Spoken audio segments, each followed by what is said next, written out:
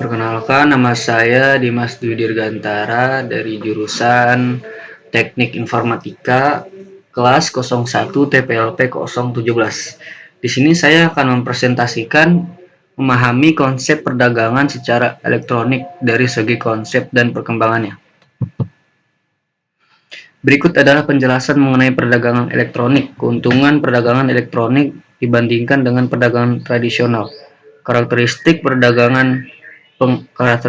pengadaan elektronik serta tujuan dan bentuk pertukaran elektronik. Yang pertama itu menjelaskan arti perdagangan elektronik, disebut dengan e-commerce. Perdagangan elektronik atau e-commerce merujuk pada kegiatan membeli, menjual, atau pertukaran produk, layanan, atau informasi melalui internet atau jaringan elektronik lainnya. Perdagangan elektronik ini mencakup segala jenis transaksi bisnis yang dilakukan secara online, baik itu antar perusahaan atau B2B, antara perusahaan dan konsumen B2C, maupun antar konsumen itu sendiri C2C. E-commerce memanfaatkan berbagai teknologi seperti situs web, aplikasi mobil, dan sistem pembayaran elektronik untuk memfasilitasi transaksi secara digital. Jenis-jenis perdagangan elektronik yaitu ada B2B. B2B disebut dengan business to business. Transaksi antar bisnis seperti supplier dan distributor. Yang kedua itu ada B2C yang disebut dengan business to consumer, yaitu transaksi antara bisnis dan konsumen seperti pembelian barang melalui situs e-commerce, contohnya Amazon atau Tokopedia. Yang ketiga itu ada C2C yang disebut dengan consumer to consumer, yaitu transaksi antar konsumen seperti yang terjadi di platform marketplace seperti eBay atau OLX. Yang keempat itu ada C2B yang disebut dengan consumer to business, yaitu konsumen menawarkan produk atau layanan kepada bisnis seperti penjualan foto stok atau konten digital. Yang kedua, mengidentifikasi keuntungan perdagangan elektronik dibandingkan dengan perdagangan tradisional. Keuntungan perdagangan elektronik atau disebut dengan e-commerce dibandingkan dengan perdagangan tradisional. Yang pertama ada mengakses global. E-commerce memungkinkan bisnis untuk menjangkau pelanggan di seluruh dunia, tidak terbatas oleh lokasi fisik. Yang kedua itu ada biaya lebih rendah. Perdagangan elektronik memungkinkan mengurangi kebutuhan akan toko fisik, staf, dan logistik tradisional sehingga dapat mengurangi biaya operasional. Yang ketiga itu ada operasional 24 atau 7. Platform e-commerce beroperasi sepanjang waktu, memungkinkan pelanggan untuk membeli produk atau layanan kapan saja tanpa batasan jam operasional. Yang keempat itu ada kemudahan pembayaran. Sistem pembayaran elektronik seperti kartu kredit, transfer bank, dompet digital mempermudah transaksi bagi konsumen dan bisnis. Yang kelima ada pengalaman belanja yang ditingkatkan. Dengan fitur pencarian rekomendasi produk dan personalisasi, pengalaman berbelanja online dapat disesuaikan dengan kebutuhan dan preferensi konsumen. Ketujuh ada skalabilitas, yaitu e-commerce memungkinkan bisnis untuk berkembang lebih cepat karena tidak terkait oleh batasan ruang fisik dan dapat menambahkan produk atau layanan baru dengan mudah. Yang ke-8 itu ada kemudahan pengumpulan data dan analitik, yaitu platform online memungkinkan pengumpulan data pelanggan yang lebih mudah yang dapat dianalisis untuk meningkatkan strategi pemasaran dan keputusan bisnis. Yang ke-9 itu ada pengiriman yang lebih cepat dan mudah, yaitu pengiriman produk ke pelanggan dilakukan lebih efisien dengan layanan pengiriman berbasis logistik yang terintegrasi dengan sistem e-commerce. 3. Mengidentifikasi karakteristik pengadaan elektronik.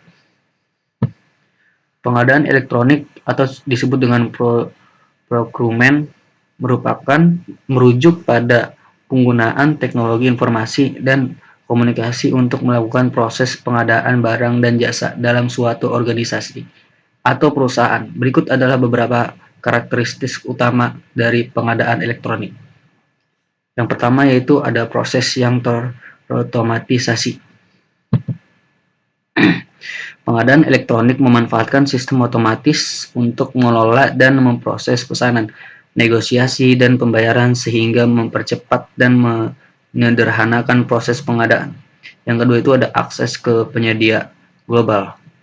E-procurement memungkinkan organisasi untuk mengakses pemasok di seluruh dunia, meningkatkan persaingan, dan mendapatkan harga yang lebih kompetitif. Yang ketiga itu ada pengelolaan katalog digital, yaitu pemasok dapat menyediakan katalog produk secara digital yang memudahkan pembeli untuk melihat dan memilih produk secara langsung tanpa harus mengunjungi toko fisik. Yang keempat itu ada pemantauan dan pelaporan. Sistem e-procurement sering dilengkapi dengan fitur untuk melacak suatu pesan, inventaris, dan biaya yang memudahkan pengelolaan dan perencanaan pengadaan. Yang kelima ada transparansi dan kepatuhan. Dengan sistem elektronik, proses pengadaan menjadi lebih transparan, memungkinkan audit dan meminimalkan risiko kecurangan. Proses juga dapat disesuaikan dengan kebijakan dan regulasi organisasi. Yang keenam ada pengurangan biaya dan waktu. Pengadaan elektronik mengurangi kebutuhan untuk interaksi manual yang meningkatkan efisiensi operasional, yang mengurangi biaya pengadaan dan mempercepat waktu pemrosesan.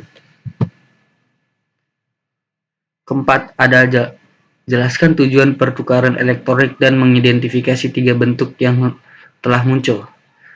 Tujuannya itu pertukaran elektronik atau disebut dengan electronic exchange adalah untuk memfasilitasi transaksi data yang cepat, efisien, dan terstruktur antara dua pihak atau lebih, dengan tujuan meningkatkan transparansi, mengurangi biaya, mempercepat proses bisnis, dan memperluas jangkauan pasar. Ada 3 bentuk pertukaran elektronik yang telah muncul. Yang pertama itu B2B, yang disebut dengan business to business. Pertukaran elektronik antar dua bisnis seperti antar supplier dan distributor di sini. Di perusahaan dapat melakukan transaksi pembelian dan penjualan barang atau jasa secara langsung melalui platform e-commerce atau sistem ERP atau disebut dengan Enterprise Resource Planning. Contohnya itu proses pembelian bahan baku secara online oleh perusahaan manufaktur dari pemasok. Yang kedua itu B2C, Business to Consumer. Transaksi antara bisnis dan konsumen individu yang merupakan bentuk yang paling umum dari e-commerce.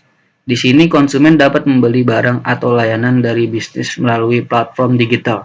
Contohnya itu pembelian produk melalui situs web seperti Amazon, Tokopedia, atau Shopee. Yang ketiga itu ada C2C, Consumer to Consumer.